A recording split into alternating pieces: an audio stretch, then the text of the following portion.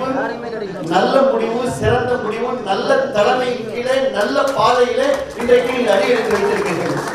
உங்களுடைய எல்லோருக்குமான ஒரு பிரகாசமான, நமக்கும் சேர்த்து எங்கள் எல்லோருக்குமான ஒரு பிரகாசமான எதிர்காலத்தை, வாய்ப்பை நிச்சயமாக புரட்சித் தலைவர் எம்ஜிஆர் அவர்களுக்கு பிறகு, அம்மாவுக்கு பிறகு நம்முடைய கழகத்துடைய தலைவர் முதலமைச்சர் அவர்களால் உருவாக்க முடியும்.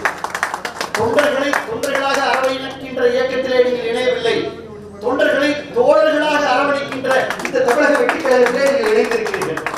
உங்களை நண்பர்களாக பாவிக்கின்ற நீங்க இயக்கத்திலே நீங்கள் இணைந்திருக்கிறீர்கள். இன்னும் சொல்ல போனால் கட்சி ஆரம்பித்து 2.5 ஆண்டுகளிலே தமிழக வரலாற்றிலே, இந்திய வரலாற்றிலே, ஜனநாயக நாட்டிலே 2.5 ஆண்டுகளிலே ஆட்சி அமோகமாக பெற்ற, எளிய மக்களுடைய யோகோபித்த ஆதரவை பெற்ற தமிழகத்துடைய முதலமைச்சர், மரியாதைக்குரிய முதலமைச்சருடைய தலைமையில் நீங்கள் இணைந்திருக்கிறீர்கள்.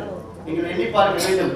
எழும்பூர் அரசு மருத்துவமனையிலே குழந்தையை கொஞ்சுகின்ற பொழுது என்ன எளிமை, என்ன பண்பு என்பதை நீங்கள் பார்க்க வேண்டும்.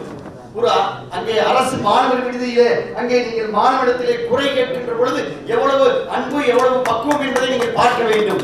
இதுவரை முதலமைச்சராக இருந்தவருடைய வரலாற்றிலே மக்களின் சக்தியை, ஒரு மகா சக்தியை பெற்ற ஒரு மாண்புமிகு முதலமைச்சருடைய தலைமையிலான தமிழக வெற்றி கழகத்தில் அன்போடு உங்களை அரவணைக்கின்ற பொதுச் செயலாளர் இன்றைக்கு மேடையிலே உங்களை புன்னையோடு உங்களை வரவேற்கிறார். ஆக நல்ல காலம், நல்ல கட்சி, நல்ல தடம், நல்ல வழி, நல்ல பிளாட்ஃபார்ம் உங்களுக்கெல்லாம் இங்கே பணி செய்யக்கூடிய அரும்பாக்கியத்தை, வாய்ப்பை இன்றைக்கு தமிழக வெற்றி கழகம் உருவாக்கி இருக்கிறது.